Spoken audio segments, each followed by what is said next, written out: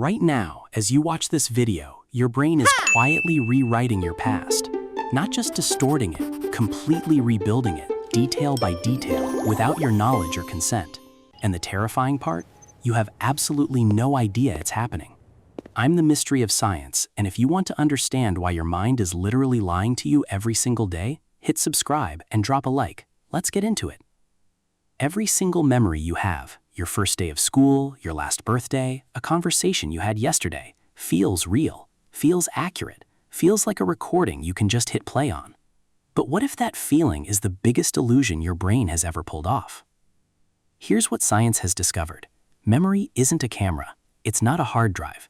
It's something far stranger and far less reliable than either of those things. And once you understand how it actually works, you'll never think about your own past the same way again. So let's start from the very beginning. When something happens to you, anything, your brain doesn't store the event the way a video camera would. Instead, it breaks the experience apart. The sights go one place, the sounds go another. The emotions get processed somewhere else entirely. Your hippocampus, a small seahorse-shaped structure deep in your brain, acts like a kind of index, linking all these scattered pieces together, so that later, when you try to remember something, your brain can go back and reassemble them. And here's where things get interesting. That reassembly process, it happens every single time you remember. Every single time. Which means every time you recall a memory, you're not retrieving a fixed file. You're actively reconstructing it on the spot, using whatever information is currently available to you. Your current mood, your current knowledge, the things you've heard since that event happened, all of it bleeds into the reconstruction. And this is where the distortions begin. Now I want to pause here and ask you something, and I want you to answer this in the comments below. Think of your earliest memory. How old were you? Because what you're about to learn will make you question whether that memory is actually yours at all. Let's talk about one of the most shocking demonstrations of how malleable memory really is. In the 1990s, psychologist Elizabeth Loftus conducted a series of experiments that genuinely changed the way scientists think about human memory. In one of her most famous studies, participants were asked about events from their childhood, some of which had actually happened, and one that had been completely fabricated by the researchers. The false event? Getting lost in a shopping mall as a young child. About a quarter of the participants not only remembered this event, they elaborated on it. They described the kind stranger who helped them. They recalled how scared they felt. They provided vivid, specific, emotionally rich details about something that had never, ever happened to them. Stop and think about that for a moment. These weren't people with memory disorders. These weren't confused or unintelligent individuals. These were regular people just like you and me, who had developed detailed, confident memories of events that existed only in the suggestion planted by a researcher. What Loftus had uncovered was something the scientific community now calls the misinformation effect. When people are exposed to inaccurate information after an event, whether through a leading question, a news story, or a casual conversation, that false information can actually integrate itself into the original memory. The brain doesn't always flag it as new. It absorbs it as if it were always part of what happened. And you might be thinking, okay, but that's about being told false information. What about memories I formed completely on my own, with no interference? Surely those are more reliable, right? Not necessarily. And here's why. Every time you remember something, the act of remembering changes it. This is a phenomenon called reconsolidation. When a memory is retrieved, it temporarily becomes unstable.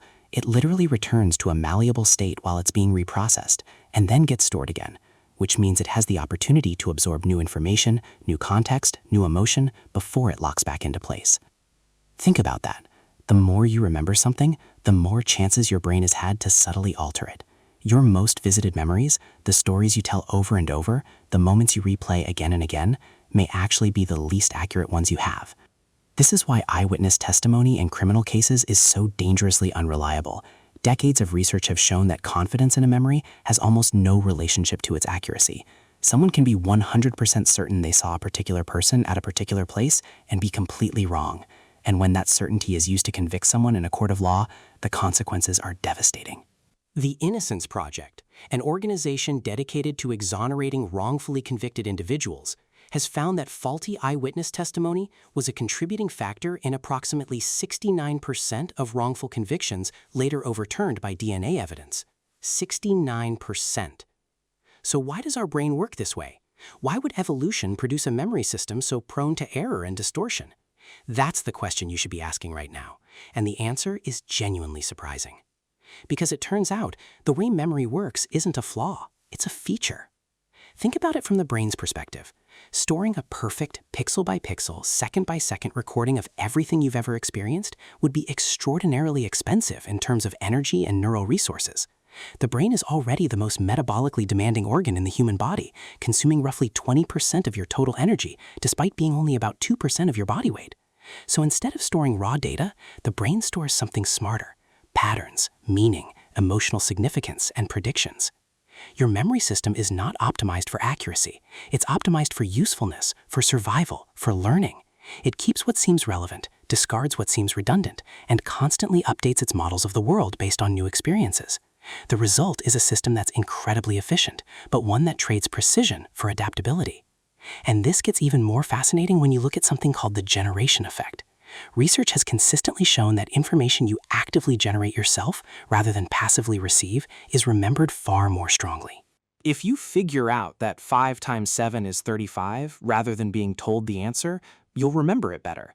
If you summarize a concept in your own words, rather than copying someone else's definition, it sticks more deeply. Your brain essentially tags self-generated information as more important, more worth preserving. But here's the flip side. That same mechanism means your brain is constantly editing the past to fit the story you're currently telling about yourself. Psychologists call this the consistency bias. People tend to remember their past attitudes, beliefs, and behaviors as being more consistent with their present ones than they actually were. You probably think you've always believed roughly what you believe now. You probably remember yourself as having been more or less the kind of person you are today. But the research suggests that's largely a constructed narrative. Your brain smoothing over the contradictions and changes to give you a sense of a coherent, continuous self. And nowhere is this more visible than in what researchers call flashbulb memories, those vivid, highly detailed recollections of emotionally intense public events. Where were you when you heard about a major tragedy or disaster? Chances are you have an extremely vivid memory of that moment: who you were with, what you were doing, how you found out. These memories feel like they're burned into your mind with perfect clarity. But studies that have followed people over time, asking them about these same memories immediately after the event and then again years later, have found something striking. The confidence people have in flashbulb memories remains extremely high over time, but the accuracy, it declines at roughly the same rate as ordinary memories. The vividness and the certainty are there, but the details have drifted, shifted, sometimes completely transformed, and the people experiencing this have absolutely no awareness that anything has changed. The emotion doesn't preserve the accuracy, it just makes you feel more certain that you're accurate. So where does all of this leave us? Is memory completely useless? Obviously not. The human memory system is still one of the most impressive things that exists in the known universe. It allows us to learn from experience, to plan for the future, to form relationships, to develop identity and culture. The fact that it's reconstructive rather than reproductive doesn't make it broken, it makes it flexible. But it does have profound implications for how we should think about our own certainty, how confidently we assert things we remember, how we approach disputes about what happened, how we treat eyewitness accounts, how we understand our own personal histories. The version of you that exists in your memory isn't exactly you. It's a character your brain has been constructing and revising for years, shaped by who you are now, by the stories you've heard, by the emotions you've carried. Your past is not a fixed thing you're moving away from. It's a living narrative you're constantly rewriting. And maybe that's the most important thing to take away from all of this. Not that memory is broken, but that certainty is dangerous. The moment you assume your memory is a perfect record of what happened is the moment you stop questioning it, and that's when the reconstruction process has the most room to work on you without your knowledge. Your brain is always working to tell you a coherent story. The question is whether you're paying enough attention to notice when the story has been edited.